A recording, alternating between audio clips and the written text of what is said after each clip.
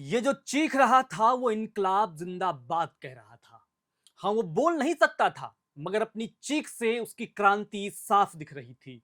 शब्द नहीं थे, मगर सत्ता की नींद तोड़ने के लिए वो चीख ही काफी थी।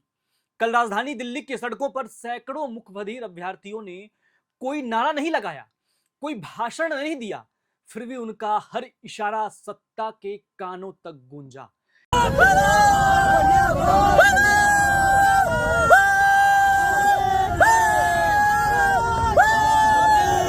ये प्रदर्शन सिर्फ एक मांग नहीं था, ये एक सीधा सवाल था सरकार से कि क्या आपके लोकतंत्र में हमारी आवाज के लिए भी कोई जगह नहीं है। कल दिल्ली की सड़कों पर ये बेजुबान अभ्यर्थियों ने बता दिया कि लोकतंत्र सिर्फ बोलने वालों का नहीं होता, समझने वालों का भी होता है।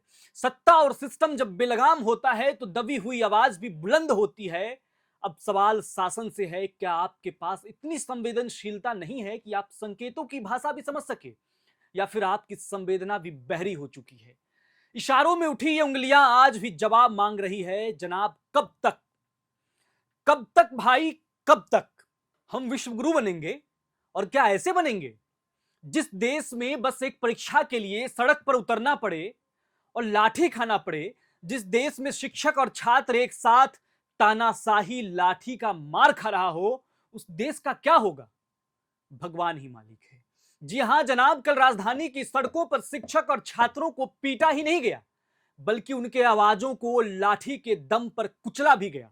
नीतू मैम, अभिनय sir, Rakesh sir, Aditya Ranjan sir की कल जो तस्वीर सामने आई उसने सभी को परेशान किया। ये सभी वो लोग थे जो बस छात्र के हित में जिम्मेदार लोगों से मिलना चाहते थे, अपनी बातों को रखना चाहते थे, लेकिन ये लठैत सिस्टम ने क्या किया? डिटेन किया और लाठी बरसा दी। और हैरानी की बात तो यह है कि संसद का मॉनसून सत्र चल रहा है। सभी सांसद, या फिर वो विपक्ष के हो या पक्ष के, सभी दिल्ली में मौजूद हैं, लेकिन किसी को इन छात्रों का मुद्दा नजर नहीं आ रहा।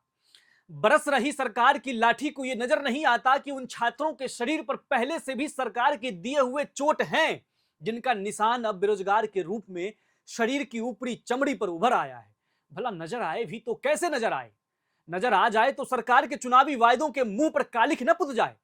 नजर आ जाए तो उस सरकारी सिस्टम का भांडाफोड़ ना हो जाए, जहां हजारों छात्रों के साथ विश्वासघात किया जाता है, उनके मां बाप की उम्मीदों को सरकारी तेल में सनी लाठी के दम पर मुंह के बल गिराकर पीटा गया। भला ये सब सरकार को क्यों नजर आएगा?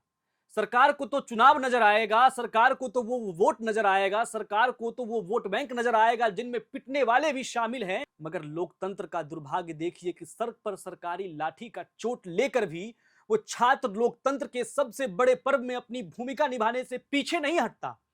काश सरकार भी अपनी भूमिका समझ जाती और निभा पाती अपनी भूमिका को, तो आज अपने हक के आवाज उठाने के लिए इन छात्रों को लहूलुहान नहीं होना पड़ता, शिक्षकों के हाथों पर पट्टी नहीं लगी होती। लेकिन ये सिस्टम को समझ कब आएगा? आएगा भी। लिखिए आप अपनी बातों को हमारे इस वीडियो के कमेंट बॉक्स में और बताइए कि क्या समस्याएं हैं, आप क्या चाहते हैं सरकार से। इस सोई हुई सरकार को जगाने के लिए थोड़ा और आवाज लगानी पड़ेगी, तो वो आवाज बनेगा एयर नाउ। एयर नाउ उठाएगा आप छात्रों की आवाज और पहुंचाएगा सत्ता के सिंहासन तक। चैनल को सब्सक्राइब कीजिए, कमेंट बॉक्स में अपनी राय लिखिए।